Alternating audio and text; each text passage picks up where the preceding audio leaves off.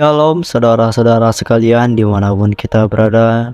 Kiranya senantiasa kita diberkati oleh Tuhan, berikan kesehatan bagi kita semua.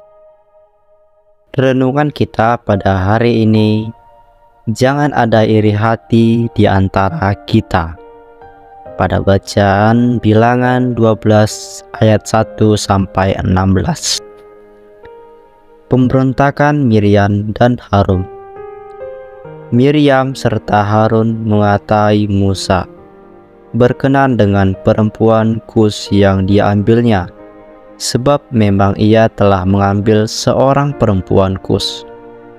Kata mereka, "Sesungguhkah Tuhan berfirman dengan perantaraan Musa saja? Bukankah dengan perantaraan kita juga ia berfirman?" Dan kedengarlah hal itu kepada Tuhan. Apapun Musa ialah seorang yang sangat lembut hatinya, lebih dari setiap manusia yang di atas muka bumi. Lalu berfirmanlah Tuhan dengan tiba-tiba kepada Musa, "Harun dan Miriam, keluarlah kamu bertiga ke kemah pertemuan." Maka keluarlah mereka bertiga.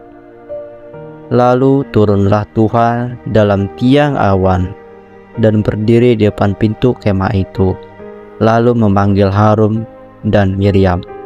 Maka tampillah mereka keduanya.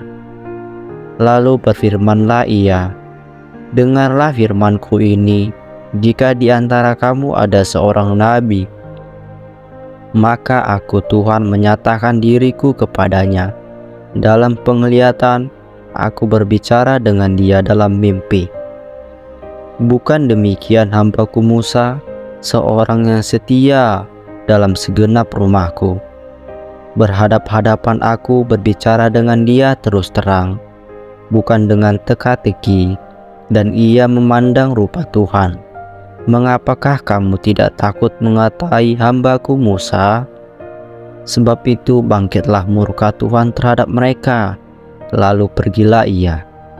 Dan ketika awan telah naik dari atas kemah, maka tampaklah Miriam kena kusta, putih seperti salju. Ketika Harun berpaling kepada Miriam, maka dilihatnya bahwa dia kena kusta. Lalu kata Harun kepada Musa, "Ah Tuanku, janganlah kiranya timpakan kepada kami dosa ini yang kami perbuat dalam kebodohan kami. Janganlah kiranya biarkan dia sebagai anak gugur yang pada waktu keluar dari kandungan ibunya sudah setengah busuk dagingnya." Lalu berserulah Musa kepada Tuhan, "Ya Allah, sembuhkanlah kiranya dia." Kemudian berfirmanlah Tuhan kepada Musa, "Sekiranya ayahnya meludahi mukanya, tidakkah ia mendapat malu selama 7 hari? Biarlah dia selama 7 hari dikucilkan keluar tempat perkemahan. Kemudian bolehlah ia diterima kembali." Jadi dikucilkanlah Miriam keluar tempat perkemahan 7 hari lamanya. Dan bangsa itu tidak berangkat sebelum Miriam diterima kembali. Kemudian berangkatlah mereka dari Hajerot dan berkemah di padang gurun Paran. Kisah ini berawal ketika Miriam dan Harun merasa kecewa kepada saudara kandungnya Musa yang telah menikahi perempuan Kusi. Rasa kecewa itu semakin menjadi-jadi ketika mereka melihat bahwa Tuhan telah memilih dan mengurapi Musa untuk menjadi pemimpin atas Israel. Akhirnya terungkap bahwa kekecewaan mereka didasari oleh rasa iri hati. Bahkan mereka berani mengatai-ngatai Musa. Sungguhkah Tuhan berfirman dengan perantaranmu saja? Bahkan dengan perantaran kita juga ia berfirman. Dan kedengarlah hal itu kepada Tuhan. Iri hati timbul dalam diri seorang ketika merasa kurang senang melihat kelebihan atau keberhasilan orang lain. Tuhan tahu apa yang terjadi sehingga ia memanggil Musa, Harun, dan Miriam untuk masuk ke kemah pertemuan. Jika di antara kamu ada seorang nabi, maka aku Tuhan menyatakan diriku kepadanya dalam penglihatan. Aku berbicara dengan dia dalam mimpi. Bukan demikian hambaku Musa, seorang yang setia dalam segenap rumahku. Karena telah mengatai-ngatai orang yang telah diurapi Tuhan, Miriam harus menuai akibat, yaitu terkena kusta. Sebab itu bangkitlah murka Tuhan terhadap mereka.